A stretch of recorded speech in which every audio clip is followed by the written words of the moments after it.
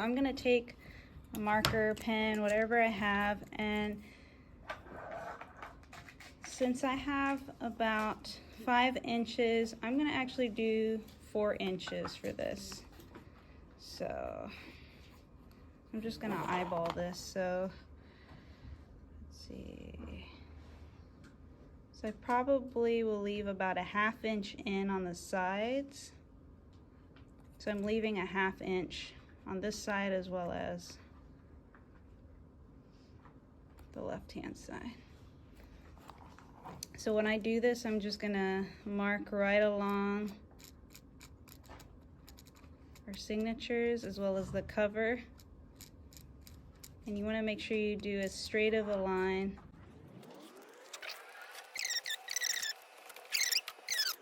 mark would be. So as I mentioned before, if you're working on a cover, you want to bring that dot a little bit inward. So same idea.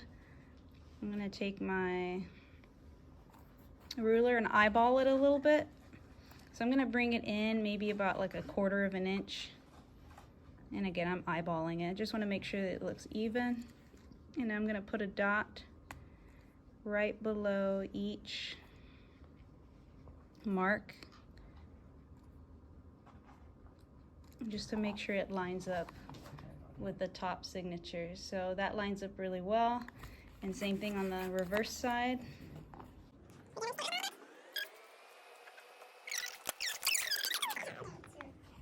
Yeah, if you could bring it over here. Thank you. Yep. So you're gonna take my awl, same exact process. I'm just gonna punch through. I wanna make sure these holes are on the larger side.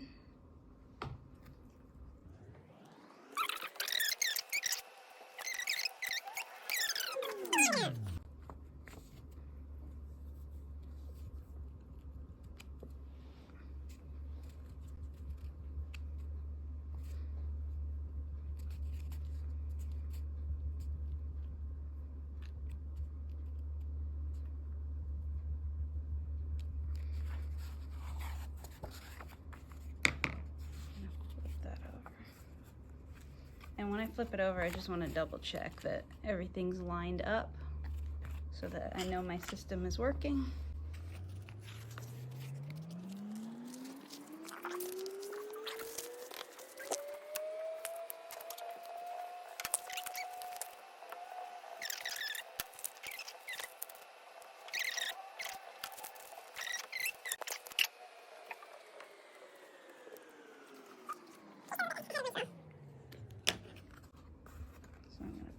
Over and just double check everything's nice and aligned. So that looks pretty good on this side, and that looks good on this side. So very important you double check that it aligns.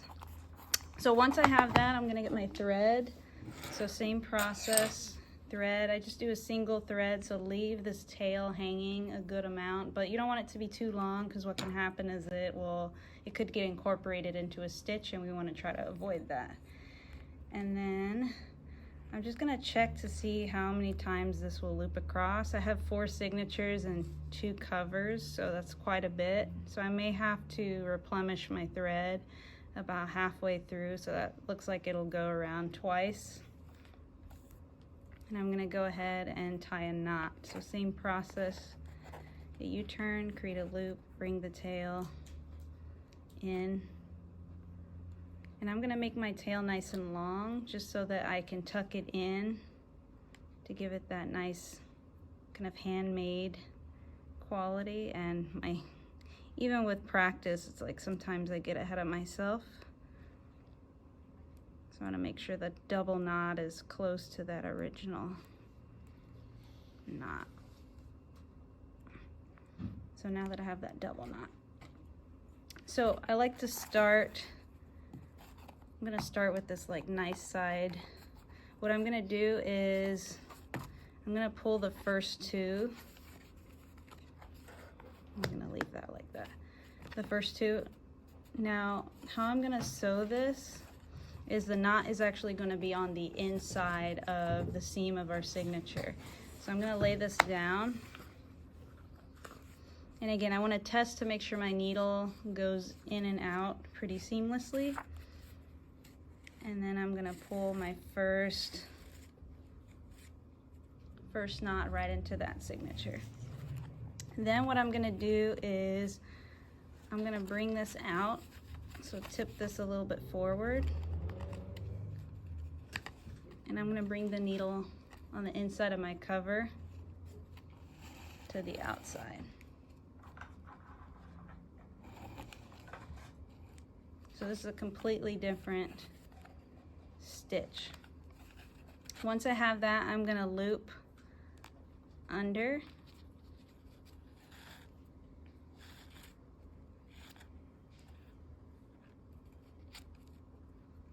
and I want to pull this nice and tight. So I'm going to pull it nice and tight so that it brings the two pieces together. Once I have this, I'm going to fish this back through that original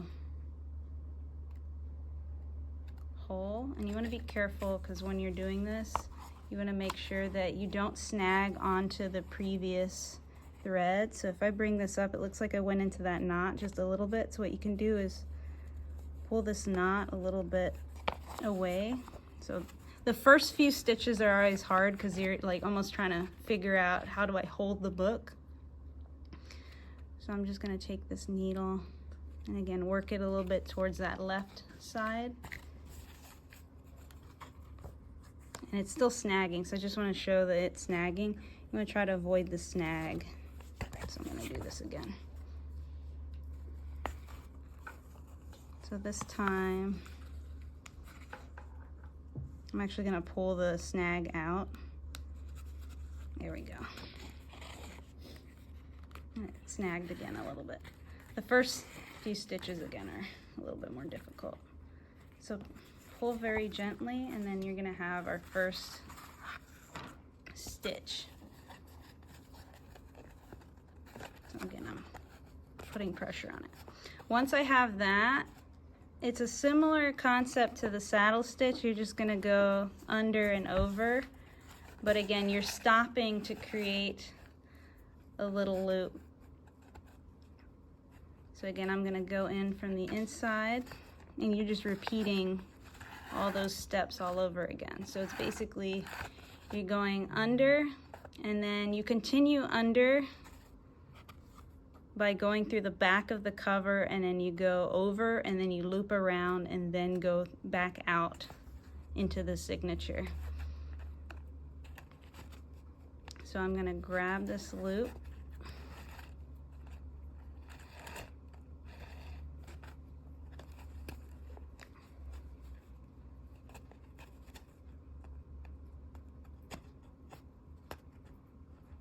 sometimes it helps to move the thread away from, I'm just going to pull this out.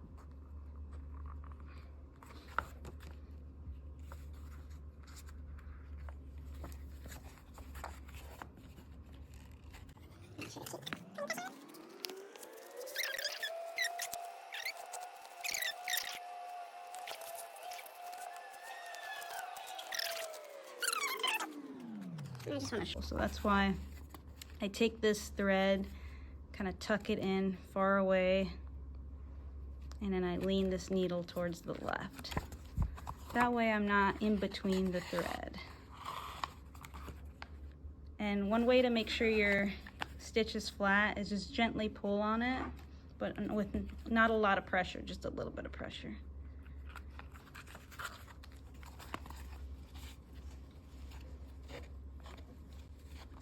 And that hole I didn't punch so well, so it's like fighting it.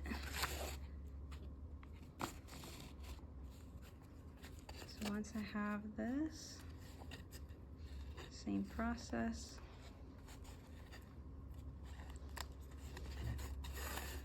Once you have the first, like the cover and the first signature, it becomes more smooth sailing.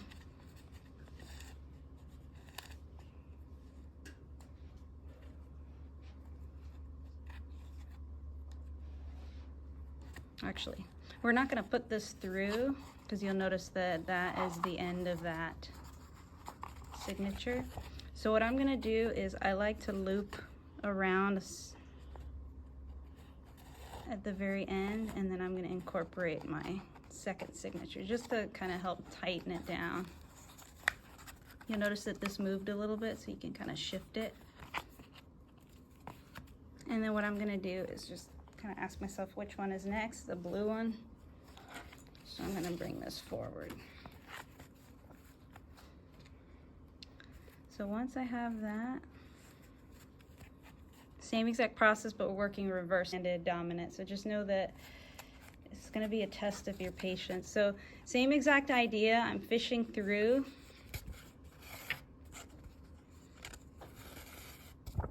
And we wanna make sure we pull this nice and tight because there isn't much holding this down yet.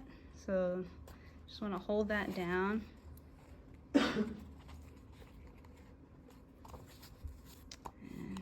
Careful not to over pierce. So I notice I pierced through the fabric with the thread.